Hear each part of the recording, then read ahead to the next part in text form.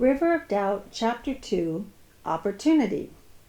In February 1913, 3 months after Roosevelt's election defeat, the postman who delivered first-class mail to Sagamore Hill on a horse-drawn wagon arrived with a letter from Argentina. The formal 3-page letter, carefully typed in English on the stationery of the Museo Social in Buenos Aires, was merely one of many invitations from around the globe that arrived regularly for the ex-president. Within a matter of months, however, it would prove to be the very opportunity that Roosevelt had been longing for. Founded by a group of forward-thinking businessmen and political figures, Argentina's Museo Social was an institution devoted to the kind of progressive intellectual agenda that most appealed to the former American leader. Although it was only 2 years old, the Social History Museum was ambitious in its lofty goal of bringing together men and ideas. It wanted Roosevelt as a guest lecturer, and its president, a man named Emilio Frères, was determined to get him. With the instincts of a seasoned diplomat, Frères aimed directly for Roosevelt's Achilles heel, his vanity, making clear that the former president could define all the terms of this visit if he would only consent to come. Your presence in this country will be greatly appreciated by our countrymen, who have heard so much about you, about your public career and the high ideals you stand for, he wrote. Frères' words must have been a cool balm to Roosevelt's wounded pride, but the Argentinian did not stop there, offering to pay the ex-president more than $13,000, which would be $250,000 in today's money, for 3 lectures. Although Frères could not have known it, the question of money was very much on Roosevelt's mind. He had inherited a substantial fortune from his father, a fortune that had enabled him to go into politics without worrying about supporting his family. After a long, successful political career, however, he could hope to leave little but a famous name to his own children. Beyond the money, the recognition, and the opportunity to advise a fledgling democracy, Roosevelt also had a very personal reason for wanting to take this trip. It would give him a chance to see his 23-year-old son Kermit, who had been living and working in South America for more than a year. Kermit was a quiet middle child, the third of Roosevelt's 6 children. He was smart, disciplined, and a skilled athlete, and he had inherited his father's passion for far-flung places and physically challenging adventures. Kermit's first great adventure had been a gift from his father, a chance to join him on his post-presidency African safari in 1909. Kermit was only 18 years old at the time and had just begun Harvard as a freshman. Roosevelt had hesitated to take his son on a trip that he himself had waited a lifetime for, but in the end he put his faith in Kermit's serious demeanor and rigorous discipline, concluding that he would not risk spoiling the young man. "You blessed fellow, I do not think you will have to wait until your ship comes in before making that African trip," Roosevelt wrote Kermit from the White House that spring. "The only question that gives me concern in connection with it is whether letting you take it will tend to unsettle you for your work afterwards. I should want you to make up your mind fully and deliberately that you would treat it just as you would a college course. Enjoy it to the full, count it as so much to the good, and then, when it was over, turn in and buckle down to hard work. For without the hard work, you certainly cannot make a success of life." Kermit justified his father's trust in him by returning to his studies as soon as the expedition ended, and completing his 4 years at Harvard in 2.5. As soon as he graduated in the summer of 1912, however, he dived headlong into another adventure, in a new country, on a new continent, and entirely on his own.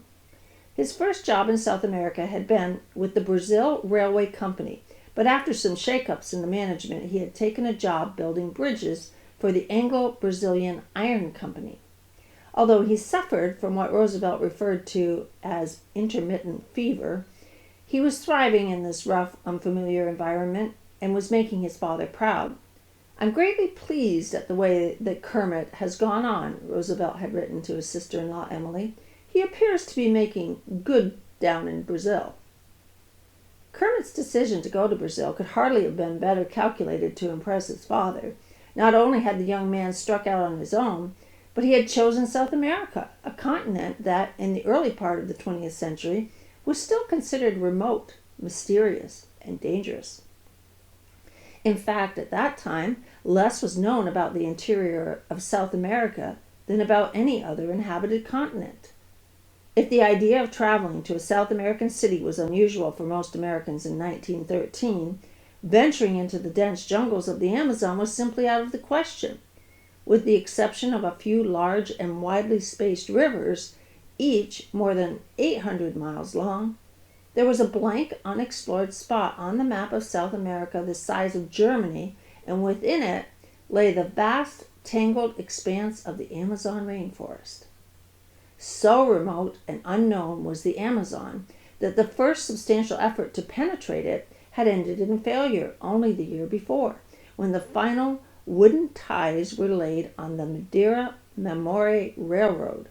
The railroad, which ran little more than 200 miles along the Madeira and Mamoré rivers in western Brazil, had been designed to carry the highly prized sap of the rubber tree from the depths of the Amazon to the coast, where it could be shipped to overseas markets. Any promise that the railroad held, however, was eclipsed by the horrors of building it. In The Sea and the Jungle, his classic 1912 book on the Amazon, British author H.M. Tomlinson described meeting some of the men who worked on the railroad. They were bearded like Crusoe, pallid as anemic women, and speckled with insect bites, he wrote. These men said that where they had been working the sun never shone, for his light was stopped on the unbroken green which, except where the big rivers flowed, roofed the whole land. Nicknamed Mad Maria by the engineers who designed it, the railroad took 5 years to finish, and by the time it was ready in 1912, the South American rubber trade had gone bust, and the estimated 6,000 men who had died of disease and starvation trying to build it had lost their lives for nothing. For Roosevelt, South America's vast, largely unknown and unexplored interior was perhaps the most important factor of all in shaping his decision to accept the Museo Social's invitation. With its primordial jungles and broad savannas, its soaring mountains and harsh extremes of climate and terrain, the continent offered the kind of unbounded, unfamiliar frontier and harsh physical adventure that had attracted Roosevelt throughout his life. There were few places on Earth that were of greater interest to the former president than the Amazon, not just because it promised adventure, but because it was a naturalist Shangri-La. Before he was a president, before he was a Rough Rider, a cowboy, or even a Harvard man, Roosevelt was a naturalist. From his earliest childhood, the sickly, privileged young man from New York City had been fascinated to the point of obsession with plants, animals, and insects, thrilling to the stories of famous adventurers and longing for the day when he could join the ranks of the pioneering natural scientists he read about so intently. As a boy, he filled his house and pockets with spiders, mice, and snakes, studying and sketching them with discipline and talent that far exceeded his age. As a young politician, he broke free from his official duties at every opportunity to pursue his passion, plunging into the nearest wilderness in search of new or uncatalogued species. By the time he was in the White House, Roosevelt was not merely the most powerful elected official in the country, but one of its most knowledgeable and experienced naturalists. Looking back, Roosevelt could name the exact day on which, as he put it, I started on my career as a zoologist. He was just a boy walking up Broadway in New York City, headed to the market to buy some strawberries, when he spied a dead seal that had been killed in the harbor and stretched out on a wooden plank. That seal filled me with every possible feeling of romance and adventure, he later recalled. As long as the seal lay there rotting, Roosevelt visited it every day, measuring it with a folding pocket roller because he did not have a tape measure, and carefully writing his first natural history with the dead seal as the star. Captivated by the thrill of discovery, the young Theodore, along with 2 cousins, founded the Roosevelt Museum of Natural History. The collections were at first kept in my room, he remembered, until a rebellion on the part of the chambermaid received the approval of the higher authorities of the household, and the collection was moved up to a kind of bookcase in the back hall upstairs. When Roosevelt was only 14 years old, he began contributing specimens to New York's American Museum of Natural History, the museum that his father had helped found in 1869. After a family vacation in the Adirondacks, he proudly donated a bat, a turtle, 4 birds' eggs, 12 mice, and a red squirrel skull to the 2-year-old museum, which was then modestly housed in the arsenal on the east side of Central Park. Roosevelt's dream of becoming a naturalist burned brightly until he began his studies at Harvard. He entered college devoted to out-of-doors natural history, dreaming of following in the footsteps of men like the world-renowned ornithologist John James Audubon. But he quickly became disgusted with the university's curriculum for aspiring naturalists, which focused on lab experiments to the exclusion of and disregard for fieldwork. In the entirely proper desire to be thorough and to avoid slipshod methods, the tendency was to treat as not serious or unscientific any kind of work that was not carried on with laborious minuteness in the lab, he wrote. My taste was specialized in a totally different direction, and I had no more desire or ability to be a microscopist and section cutter than to be a mathematician. Accordingly, I abandoned all thought of becoming a scientist. Although Roosevelt chose politics over science, he never lost his passion for natural history, and his ascent to high office afforded him ever-expanding opportunities to follow his obsession. During his last term in the White House, he had invited the naturalist John Burroughs to Pine Knot, his presidential retreat in rural Virginia, to help him name the local birds. It was a day that Burroughs would never forget. Together, we identified more than 75 species of birds and wildfowl. He knew them all but 2, and I knew them all but 2, Burroughs later recalled. A few days before, he had seen Lincoln's sparrow in an old weedy field. On Sunday after church, he took me there, and we loitered around for an hour, but the sparrow did not appear. Had he found this bird again, he would have been one ahead of me. The one subject I do know and ought to know is the birds. It has been one of the main studies of a long life. He knew the subject as well as I did, while he knew with the same thoroughness scores of other subjects of which I am entirely ignorant. Roosevelt's collecting trip through East Africa in 1909 had been a great boon to the American Museum of Natural History and the Smithsonian Institution, indeed the entire scientific world. In fact, according to the then president of the American Museum of Natural History, Henry Fairfield Osborn, it had by far been the most successful expedition that had ever penetrated Africa. The trip to South America that Roosevelt began to consider on the strength of the Argentine Museum's invitation would not cover uncharted territory, but it would, he hoped, offer the chance to do something of scientific importance. To expand his itinerary beyond a mere speaking tour, he again turned to the American Museum of Natural History to discover where and how he might find the opportunity to indulge his passion for natural science during the trip.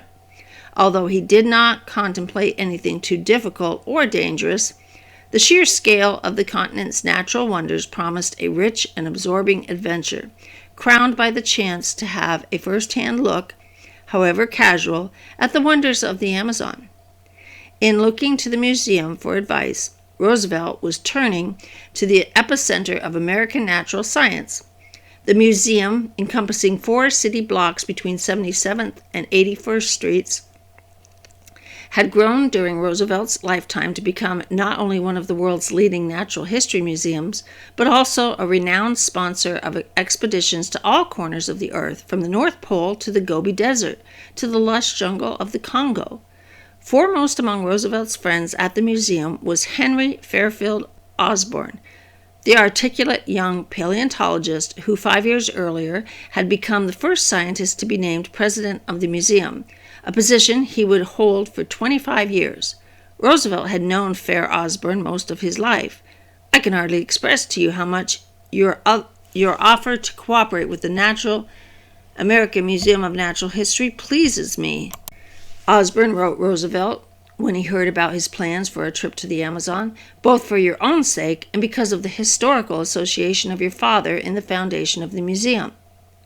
Osborn, who would earn a place in history for naming the Tyrannosaurus Rex, did not have the specialized regional knowledge necessary to help the former president with his plan, but he pledged the full support of the museum staff and offered the assistance of Frank Chapman, head of the museum's ornithology department, whom Roosevelt knew and respected from his own detailed study of birds. A veteran scientist and experienced traveler who knew South America well, Chapman quickly arranged a luncheon with Roosevelt at the museum to discuss the details of the expedition. Though the Museo Social's letter, as well as subsequent invitations from Brazil and Chile, served to catalyze many different motives that Roosevelt had for embarking on a trip to South America, it was not the first time that the former president had entertained the idea of such an adventure. Roosevelt's decision to make the journey was likely due in large part to the fact that just such a trip had been urged on him for many years by an old acquaintance from the University of Notre Dame named Father John Augustine Zahm. A slight balding man with heavily lidded blue eyes and cup-handle ears, Father Zahm was a strange pastiche of seemingly incongruent interests and passions which had placed him at the crossroads of religion, science, and politics. A strange pastiche. Pastiche means an artistic work in a style that imitates that of another work, artist, or period. A priest since the age of 23, Zahm had begun training for the position when he was only 16 and had developed, as his friend Father John Kavanaugh put it, an intense zeal for the glory of God and the triumph of the Church. But paradoxically, Father Zahm, who had taught chemistry and physics at Notre Dame, was also a proponent of evolution, a theory that, although Charles Darwin had published on the origin of species more than half a century earlier, was still shunned by many Americans as sacrilege and derided by most Catholics as, in the words of one journalist, the philosophy of mud and the gospel of dirt. In 1896, while still at Notre Dame, Zahm had even taken the extraordinary step of publishing a book defending evolution. The book, titled Evolution and Dogma, bravely argued that evolution explains countless facts and phenomena which are explicable on no other theory, and that, rather than being religion's enemy, was its ally. Father Zahm's contradictions, however, went beyond science and religion. While he was a devoted priest and a serious scholar, he was hardly an ascetic, and had a deep appreciation and affinity for the good things in life. Ascetic means characterized by or suggesting the practice of severe self-discipline and abstention from all forms of indulgence, typically for religious reasons. So he was hardly an ascetic. He was not an ascetic. He had a deep appreciation and affinity for the good things in life. Now that he was at Holy Cross Academy in Washington, D.C., he had become a member of the exclusive Cosmos Club, a luxurious club that the American writer Wallace Stegner would call the closest thing to a social headquarters for Washington's intellectual elite. Zahm was also a skilled self-promoter. "Keep yourself before the public always," he advised his brother Albert, "if you wish the public to remember you or do anything for you." And he reveled in his friendship with Roosevelt, crowing to Albert that he and the former president were the chummiest of chums. Father Zahm had fallen under the spell of South America in 1907 when he had traveled, with a guide, through the northern reaches of the continent. At the end of his trip, as he had sailed east on the Amazon River towards the Atlantic Ocean and home, Zahm had promised himself that he would return, but the next time he wanted company. The problem was finding a suitable companion. Where was I to find the kind of companion desired, one who was not only a lover of wild nature, but one who was also prepared to endure all the privations and hardships incident to travel in the uninhabited jungle? Privations would be deprivations, things that are hard. I had not, however, pondered the matter long before I bethought me of a man who would be an ideal traveling companion, if he could find the necessary leisure and could be induced to visit the southern continent. This man was Theodore Roosevelt. With high hopes, Zahm had visited the Oval Office in 1908 during Roosevelt's last year in the White House to propose the trip to his friend. Roosevelt had been intrigued by the invitation, but since he had already planned his year-long hunting trip to East Africa with his son Kermit, he had turned the priest down. Disappointed but not discouraged, Zahm had decided to wait for Roosevelt.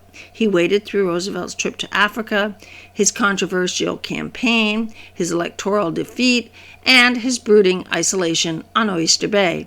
He waited until on the cusp of 62, and in failing health he felt that he could not wait any longer. Finally, in the summer of 1913, the same summer that Roosevelt accepted the invitation to speak at the Museo Social, Father Zahm, in his own words, reluctantly began to cast about for someone else to accompany him to the Amazon. In an extraordinary stroke of luck, Zahm decided to seek advice not just from the same institution that Roosevelt had turned to for help, but from the exact same man, Frank Chapman, the bird curator at the American Museum of Natural History. In describing his long-dreamed-of trip to the Amazon, Zahm happened to mention to the curator that he was planning to visit Roosevelt at Oyster Bay.